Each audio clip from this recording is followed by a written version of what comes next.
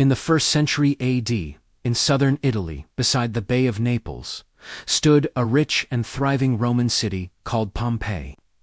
It was a center of trade, art, culture, and luxury. Roman nobles came here for vacations. Colorful houses lined stone streets. Fountains flowed with fresh water. There were theaters, bathhouses, temples, markets, everything that defined a modern Roman city. Life was loud, busy, and confident. And right next to it stood a massive mountain, Mount Vesuvius.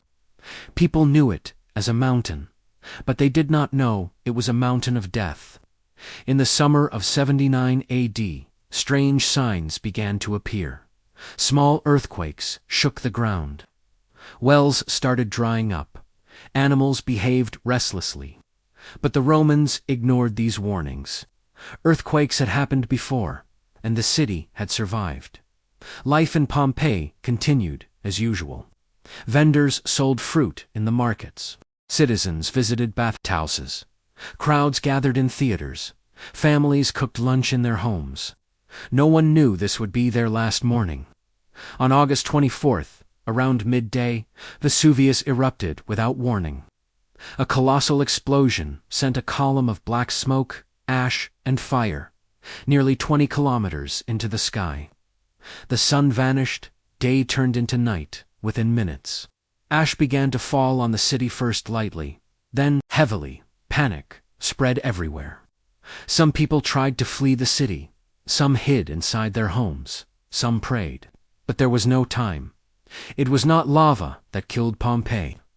The truth was far more terrifying. From Vesuvius came waves of superheated gas and ash, pyroclastic flows, moving at deadly speed, with temperatures around 500 degrees Celsius. When these clouds entered the city, people could not breathe. Their lungs burned instantly. Many died within seconds. No one could escape. Within a single day, Pompeii was buried under 18 to 20 feet of ash and volcanic rock. A living city became a grave. More than 2,000 people died. Many had fled earlier, yet the death toll remained enormous. Pompeii disappeared from the world. Vesuvius fell silent, and so did the city. It was as if the earth itself had covered Pompeii, hiding it away.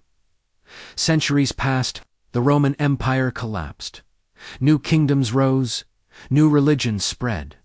The very name Pompeii was forgotten.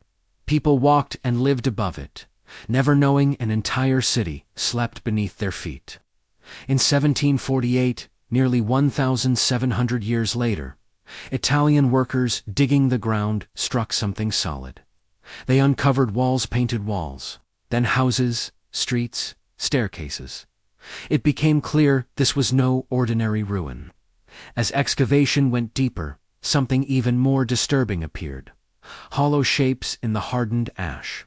The bodies were gone, decomposed over time, but the ash had preserved the exact shapes of people at the moment of death. Archaeologists poured plaster into these empty spaces. The final moments of Pompeii came back to life. They saw a mother clutching her child tightly to her chest, the child's face buried against her. A man kneeling, covering his face, as if trying to hold back his final breath. Someone frozen while trying to open a door and escape. In one house, bread still lay on the table. Food remained unfinished on the stove. Everything had stopped in a single second. No goodbyes, no last words. This was not acting. This was reality, hardened by death. Pompeii is important, not just because it died, but because of what it preserved. It is the only place in history where we can truly see the daily lives of ordinary Roman people, their homes, their wall writings, their humor, anger, love, and fear. Roman history usually tells stories of emperors and wars. Pompeii tells the story of common human life. Today, Pompeii is an open-air museum. You can walk the same streets, stand in the same houses, face the same doors, but there is no sound.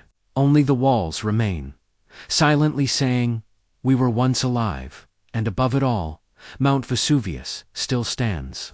it is still active.